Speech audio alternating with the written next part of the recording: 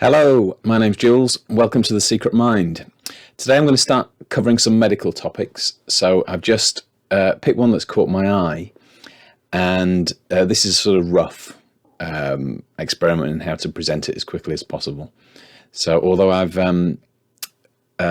prefixed it 5 minutes on, because this paper does answer a certain particular question, I want to... It'll take longer than 5 minutes, probably because I want to introduce the concept and find out the best way to present it. So I've prepared some slides and I'm going to summarize the research. I want to do it as I would do medically, which is have a little bit of acknowledgement of how the study is put together, the research methods. I don't want to bore people with that, but I want people to get an idea of what is valuable in research and what is coherent in terms of method, and what maybe over time it gives you a better idea of a bit of skepticism when you read the stories in the paper of what looks like great claims, usually prefixed with a phrase such as research says, and nowadays people are constantly beating other people over the head with their research. But it's very hard to find out if it's quality research, and there's nothing more misleading than poor quality research, or research that doesn't answer the question that was being asked, and various other things people have talked about endlessly for decades, but most people aren't familiar with. So you need a sort of a little bit of healthy skepticism in it. Research is being weaponized, and you're the target. So we all have to be a little bit careful.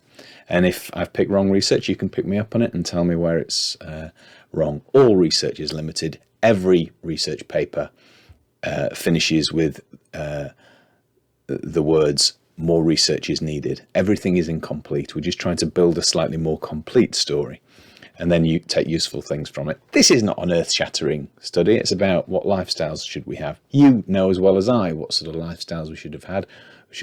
We should be living as cleanly as possible. That's it in a nutshell, really, isn't it? Anyway, the paper is going to come from this magazine I subscribe to, the British Medical Journal, and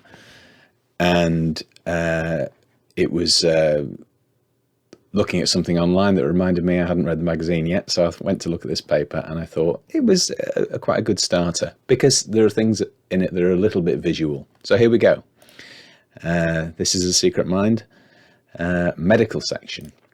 And the question we're going to be asking is, hopefully in 5 minutes, although I see we're already 3 minutes in, sorry about that. What is the best lifestyle to prevent memory loss?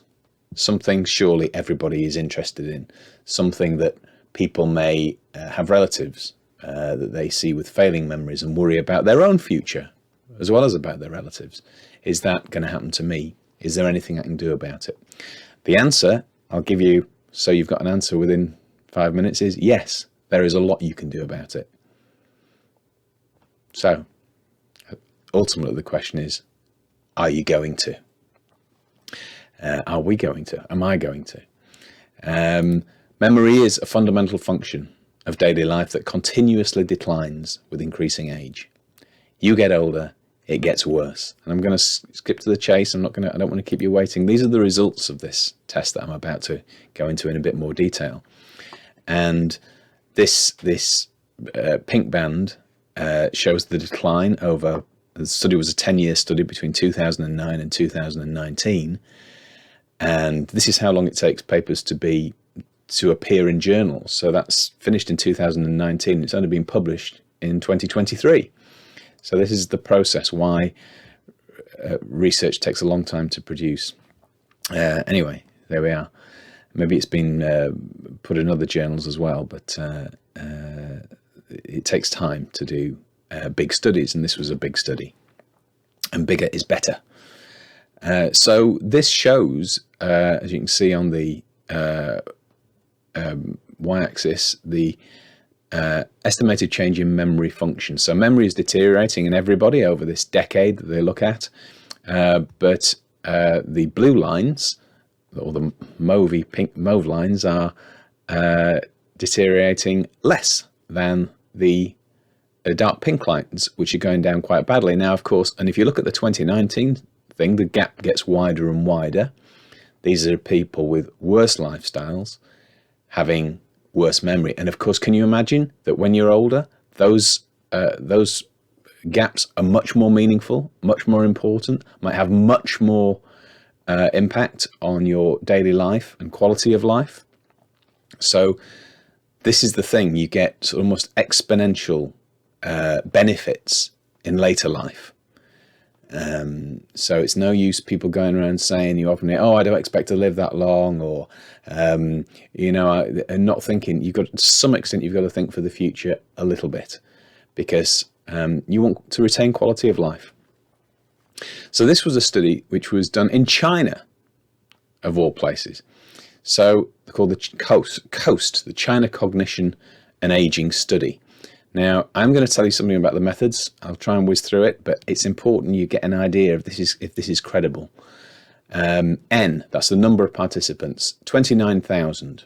So quite a lot of people. About half were women. 20% were APOE4 carriers. What that means is that is the biggest genetic risk factor for Alzheimer's disease.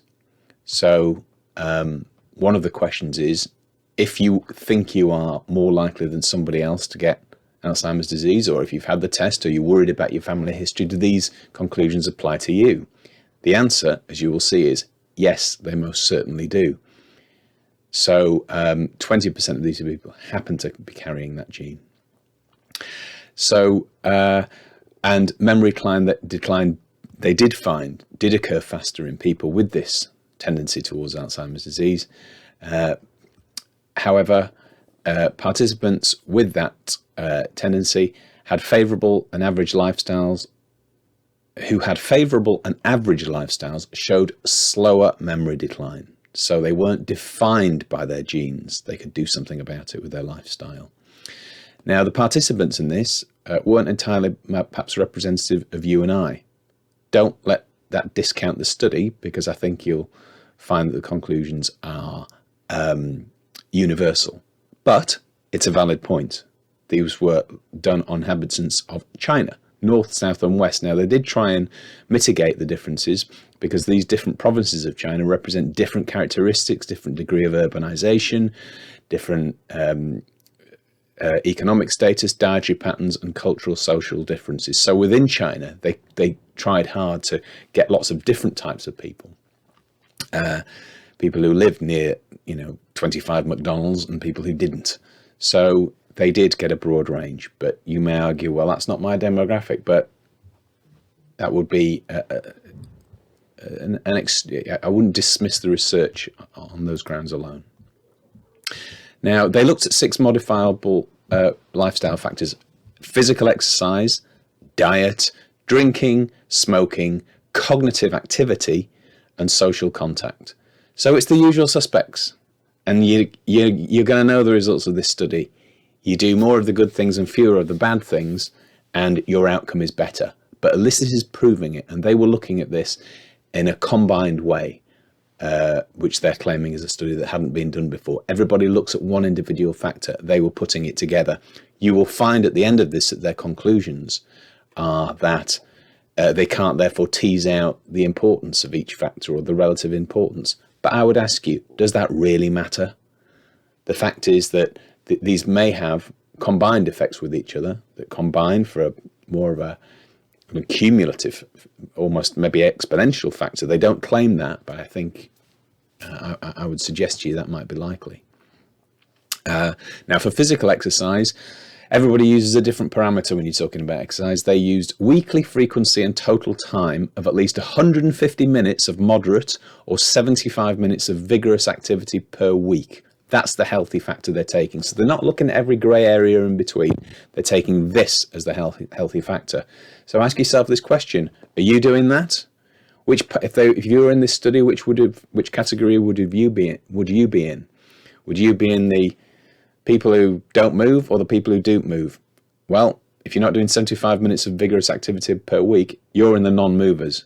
And I can tell you, spoiler alert, you're heading for the bad outcomes. That was just exercise. Now they have to define, because it's research, each parameter that they use.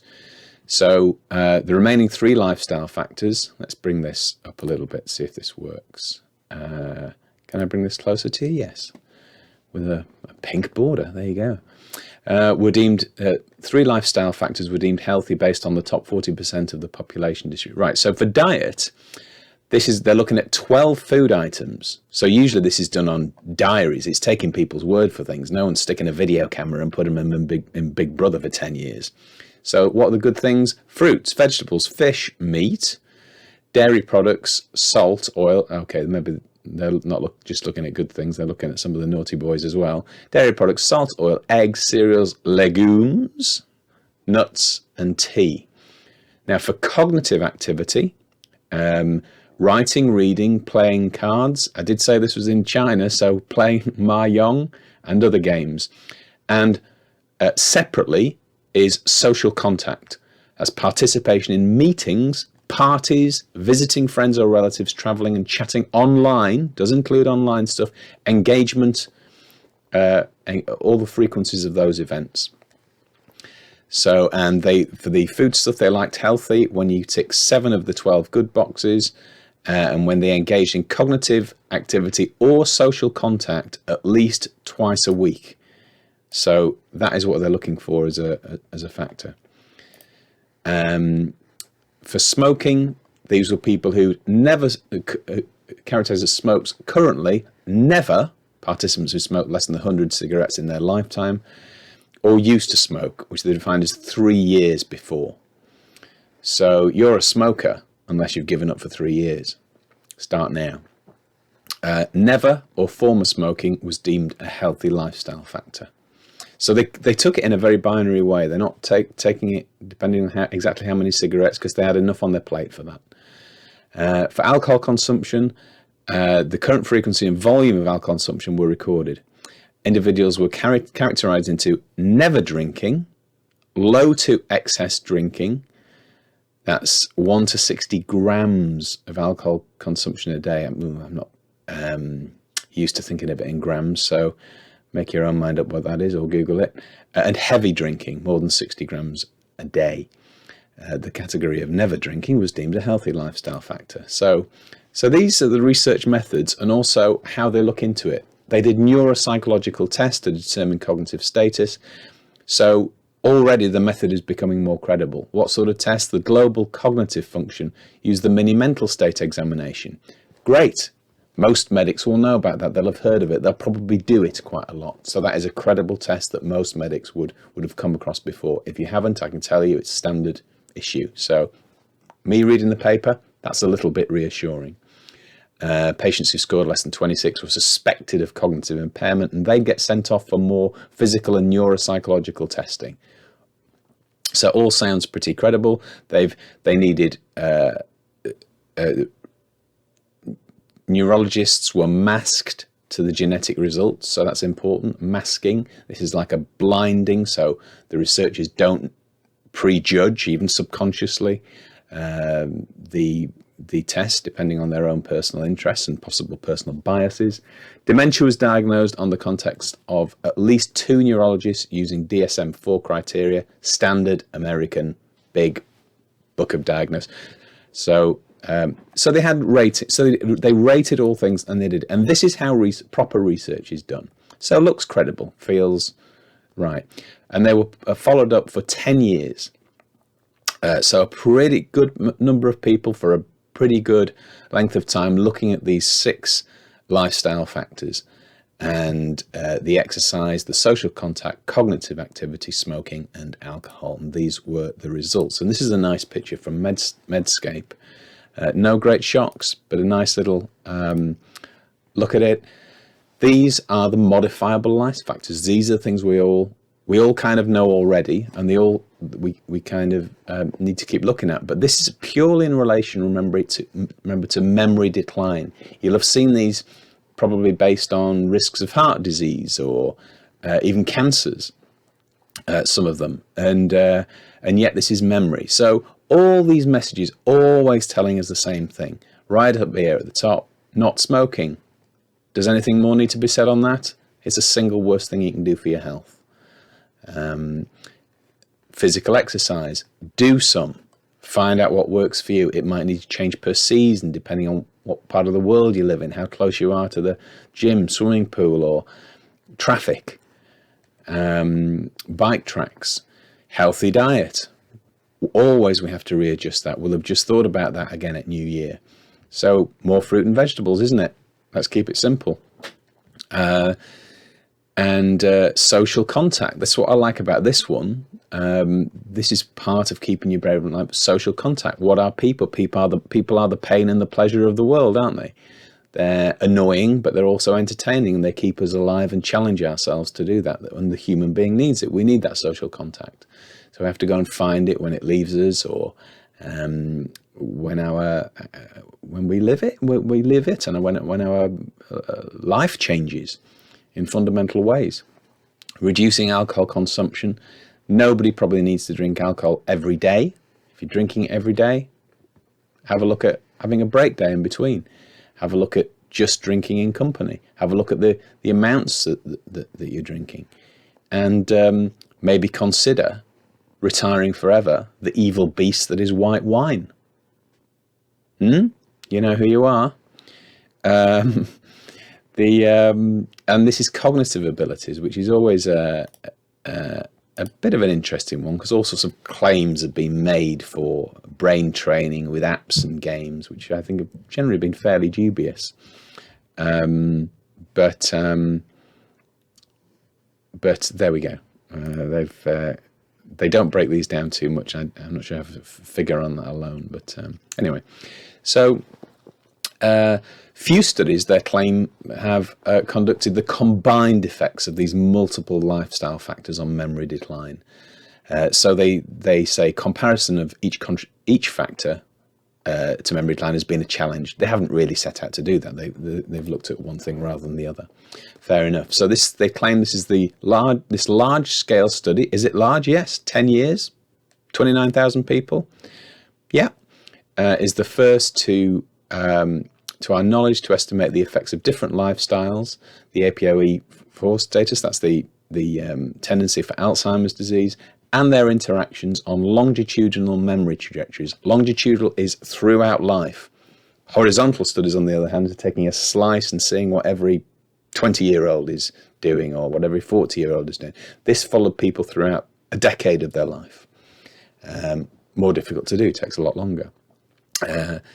So our results show that a healthy lifestyle was associated with a slower rate of memory decline in cognitively normal older individuals. And I didn't labour at the top of this, is that the average age, I think, was 70 plus or minus 6 years. So we are 72 years was the mean age. But of course, that applies to everybody. Everybody who hopes to be 72. So, and the lifestyle they want for themselves there. You've seen some 72-year-olds who look like 50-year-olds, and some who look like 95-year-olds. So you pay your money, you take your choice. So a healthy lifestyle was associated with a slower rate of memory decline in cognitively normal older individuals, including in people who are genetically susceptible to Alzheimer's disease and the memory decline from that. And here you can see, let's just bring this up a little bit, the graphs of the top ones where people are not thought to be genetically susceptible to Alzheimer's, and the bottom ones where they are. Look at the similarity of those graphs. These are the same axes on the y-axis, they're the same periods of time. And it's lifestyle only that makes the difference. And looking at that, it would imply that if you are at risk of the genetic tendency towards Alzheimer's, the benefits look to me to be even better of favourable. It seems to almost negate any genetic risk. So what would you rather spend your time worrying about grandma got Alzheimer's, therefore you're going to get it as well, or actually doing something about it and making sure you don't? So that's the terrific thing about this sort of thing. It's a very optimistic outlook, but it's proven with good quality research. So one noteworthy finding was that this is from a commentary that appears in the paper magazine I've just taken out. Papers, when they're produced, often have commentaries on. The one with this was particularly dry and wasn't really of very much use, but I'm just doing it to illustrate how these things are summarised. One noteworthy finding was that the association between healthy lifestyle score and 10-year memory decline was evident in people who carried the Alzheimer risk and those who didn't carry the risk. This is the strongest known risk factor for Alzheimer's disease and related dementias. And within the context of ongoing and future targeted prevention trials, this outcome is particularly important. It supports the notion that lifestyle change might counteract the deleterious effect of the gene on cognitive decline and dementia. So that is the same slide twice, but that is an optimistic note. Now, they always also comment on a method, and this is just a silly comment I put in just to show you how people comment. A further area of concern is the age at which healthy behaviours need to be adopted. They mean concern in the research. The research doesn't draw that conclusion. Of course it doesn't. Would you agree with me that the earlier the better?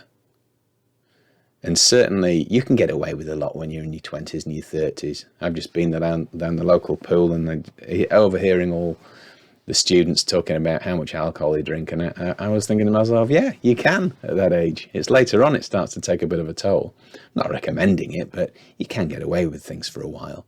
And I also find it ironic that it's the youngest, fittest people who are in the gym pumping away on the machines. I'm thinking, those machines aren't for you. You're fine.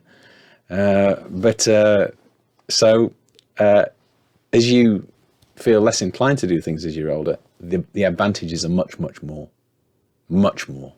They'll have minimal advantage from it. Their knees will probably be shot in their 40s and they'll say, why did I spend so much time on that running machine or playing football? Hey, it's your life.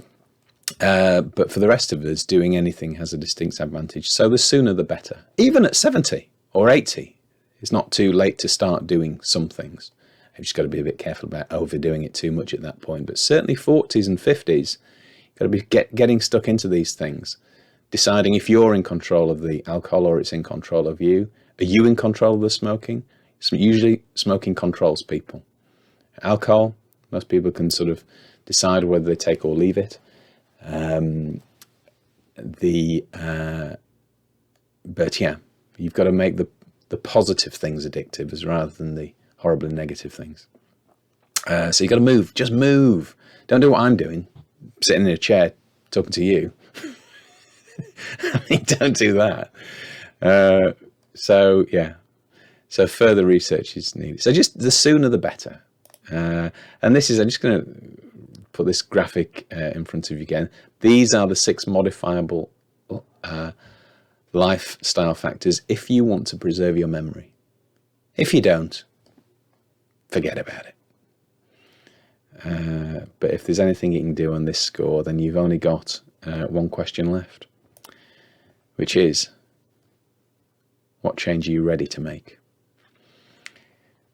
So that is a little rundown of a paper, longer than I anticipated, because I found that I've commented it on the way through to try and bring it to life a little bit and give it some relevance. This is why communicating with people takes a bit of time. I was, in my mind, I had that I would do that in 5 minutes.